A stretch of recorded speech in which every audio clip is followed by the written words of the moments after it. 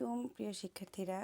আজকে আমরা পঞ্চম শ্রেণীর বাংলা বইয়ের পাঠ 5 ঠিক আছে কবিতাটি নিয়ে আলোচনা করব। চলো কবিতাটি পড়ি। ঠিক আছে কবিতাটি লিখেছেন সুকুমার বড়ুয়া। অসময়ে মেহমান ঘরে ঢুকে বসে যান, বোঝালাম ঝামেলার যতগুলো দিক আছে। তিনি হেসে বললেন, ঠিক আছে ঠিক আছে। রেশনের পচা চাল, টলটলে বাসি ডাল, থালাটাও ভাঙা আছে, বাটিটাও লিক আছে। খেতে বসে জানালেন, ঠিক আছে ঠিক আছে। মেঘ দেখে মেহমান চাইলেন ছাতা খান, দেখালাম ছাতাটার শুধু কটা শিক আছে।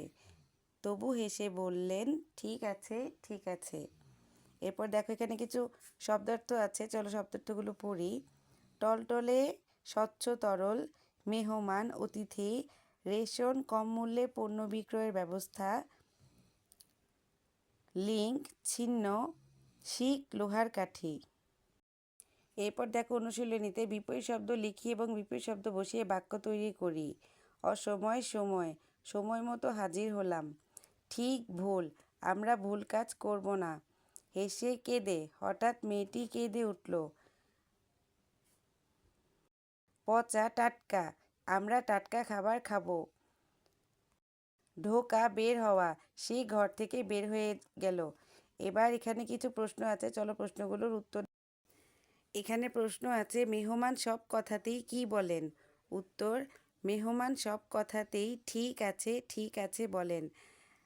তার ঘরে রেশনের পচা চাল ও টলটলে বাসি ঢাল, বাটিতে লিক, এমনকি ছাতাটাও ভাঙা আছে। যতই সমস্যা থাকুক, মেহমান তাতে কোনো অভিযোগ না করে ঠিক আছে বলে সন্তোষ প্রকাশ করেন। খ নাম্বার, লোকটির সংসারে কি কি ঝামেলা আছে? উত্তর, লোকটির সংসারে অনেক রকম ঝামেলা আছে। তার ঘরে রান্না করার জন্য রেশনের পচা চাল আর টলটলে বাসি ডাল আছে। খাবারের থালা ভাঙা চোরা, এমনকি বাটিতেও লিক আছে। বাড়িতে একটি ছাতা থাকলেও সেটি ভাঙা, শুধু কয়েকটি শিক আছে। লোকটির সংসারে খুবই দরিদ্র ও কষ্টের। তারপরে দেখো গ, কবিতাটি পড়তে কেন মজা লাগে? উত্তর, কবিতাটি পড়তে মজা লাগে এবং এর সাথে বাস্তব জীবনের মিল আছে এবং এটি ছন্দময়। অসময়ে মেহমান এসে পড়ায় লোকটি তার অভাব অনটনের কথা মেহমানকে জানান। মেহমান প্রতিটি কথার জবাবে ঠিক আছে বলেন। এতে যেমন মেহমানের কথা হাস্যরস তৈরি করে, তেমনি অভাবে ধৈর্যশীল কবিতাটিকে আরও আনন্দদায়ক করে। দেখো গ, কবিতাটি নিজের ভাষায় লিখি। এখানে তোমার আলাদা করে কিছুই লিখতে হবে না।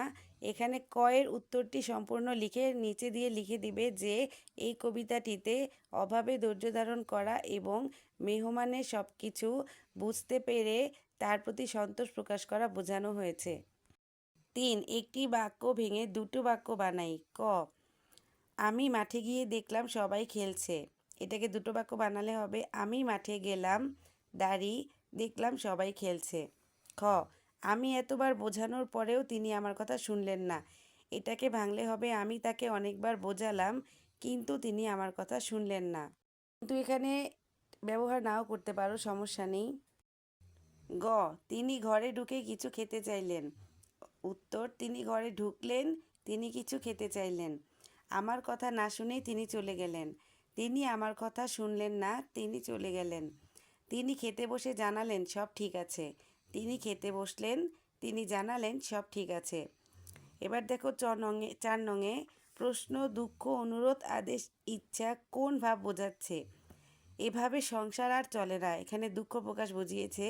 আমাকে একটা কলম দাও, এখানে অনুরোধ বুঝিয়েছে। তোমার বাড়ি থেকে বিদ্যালয় কত দূরে? এখানে একটা প্রশ্ন করা হয়েছে, এক্ষুনি চলে যাও। এখানে আদেশ করা হয়েছে, আমার যদি একটা সাইকেল থাকতো। এখানে ইচ্ছা করা হয়েছে।